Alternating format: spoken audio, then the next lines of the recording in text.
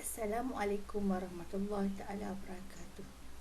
Tajuk kita pada hari ini adalah peralatan penyediaan dan penyajian makanan. Di dapur ada beberapa jenis perabot yang kita guna untuk menyediakan makanan dan memasak makanan. Contoh peralatan yang kita gunakan di dapur, peralatan kekal seperti meja kerja, almari atau rak penyimpanan bahan dan kabinet peralatan dapur.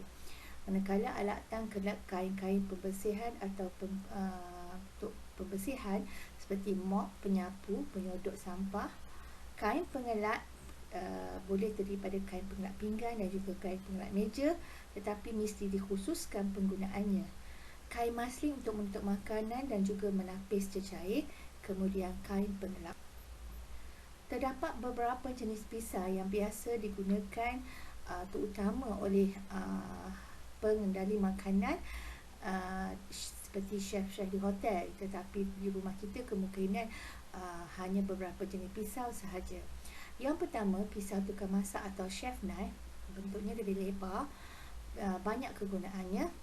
Yang kedua, paring knife, boning knife untuk membuang tulang, pisau utility, carving knife, cleaver untuk memotong daging atau tulang, flattening knife, mincing knife untuk chopping, untuk mencincang, peeling knife, trimming knife ni juga untuk trim macam buah ke apa, filleting knife untuk membuat filet ikan, cheese knife untuk memotong keju dan bread knife untuk memotong roti. Beberapa peralatan lain digunakan seperti landas cincang, kitchen forks untuk mencucuk daging steak di atas pembakar, pengupas ataupun peeler untuk mengupas buah-buah ataupun ubi kentang, pisau pelik atau spatula dan juga parafin scoop atau melon belly, rubber spatula atau scraper, pemukul telur atau wire whisk, penorak untuk mencanai, penyagat untuk memarut makanan, penapis, pengetus dan juga pengayat. Jenis-jenis periuk yang biasa dipakai seperti periuk stok yang ada pipe untuk mengeluarkan air stok, periuk sos lebih kecil, double boiler yang biasa kita gunakan untuk mencairkan coklat, kuali, dulang pembakar, brazier ni lebih nipis, saucepan, saute pans, saucepan yang tadi straight slider, yang ni saucepan yang dalam sikit, yang satu lagi adalah roasting pan untuk kita bakar dalam oven. Alat-alat penimbang dan penyukat seperti penimbang digital, jak penyukat, termometer untuk menentukan suhu makanan, sudu penyukat.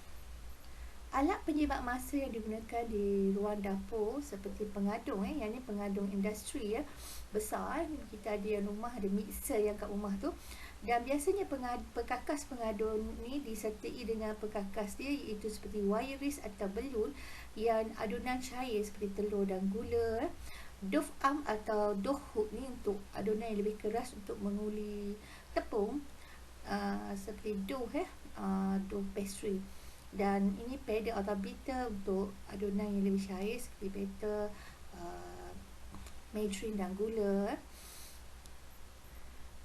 Kita juga mempunyai pengisar, pemproses makanan, dapur memasak, dapur elektrik, ketuhar gelembung mikro yang boleh menjalankan beberapa fungsi, membakar, merebus, mensting dan macam-macam.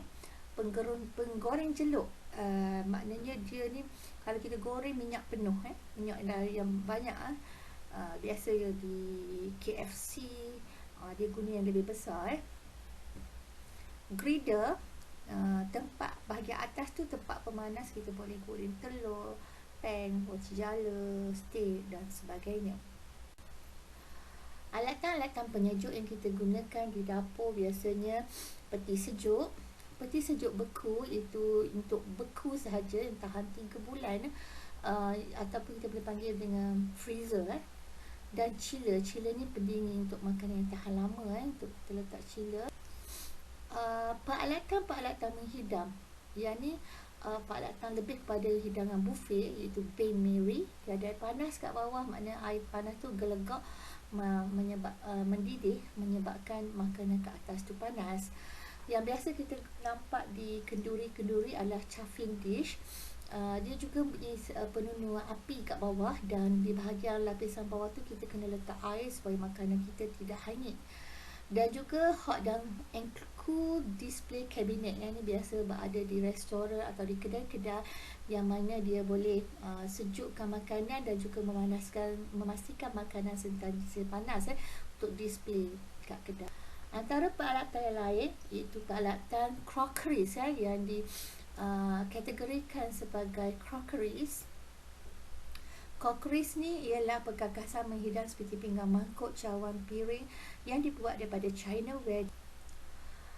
Cutlery, penyelenggaraan cutlery ni adalah terdiri pada sudu, pisau, maknanya yang perlu kita hidang di atas meja, bukan pisau di dapur makna yang di atas meja saja. Ada sudu dessert, ada sudu sup, ada pisau butter, sudu dessert, sudu makan. Jadi cara penyelenggaraan cutlery ni, semua cutlery dibasuh dengan bersih dan dilap dengan kering sebelum disimpan. Sebab dia stainless steel walaupun stainless steel dia kadang-kadang dia boleh berkarat juga kalau lapisan luar tu dia dah terkopak. Cutlery disusun mengikut jenis yang sama bagi memudahkan kegunaannya, maknanya sudu dessert, garfu, garfu. Cutlery yang dibuat daripada kulit tahan karat hendaklah direndam dalam air panas dan digilat sehingga dengan kain sehingga kering dan berkilat sebelum digunakan. Yang stainless steel ni kita rendam air panas kadang-kadang untuk menghilangkan minyak-minyak. Kemudian kita lap dengan kain kering dan berkilat sebelum kita.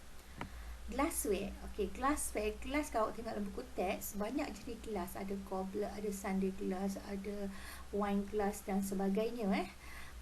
Itu adalah glassware.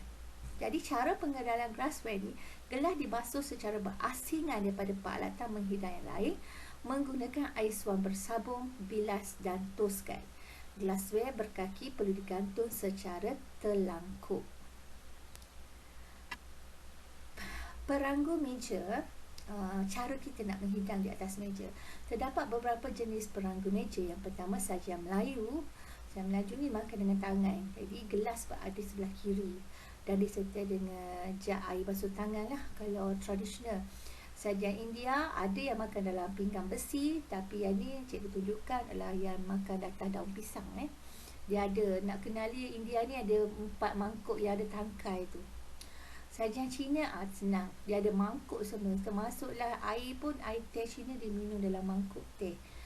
Dan ada chopstick di situ. Itu sajian Cina. Sajian Arab pula berbeza dengan sajian lain sebab dia biasa atur berbagai jenis cutlery dan juga crockeries ataupun glassware untuk sajian yang lengkap di hotel-hotel biasanya. Dia ada salad plate, dia ada bread knife, dia ada dessert spoon. Tu cara aturan. Dan dalam slide ni tengok cara aturan cara barat yang betul. Biasanya kalau sudu tu yang paling luar adalah yang digunakan lebih awal. Macam sup, kita makan dulu, jadi dia letak di bahagian luar. Itu saja yang dapat saya sampaikan untuk tajuk bab 3 tingkatan 5 sains rumah tangga. Berjumpa lagi di lain masa. Assalamualaikum warahmatullahi wabarakatuh.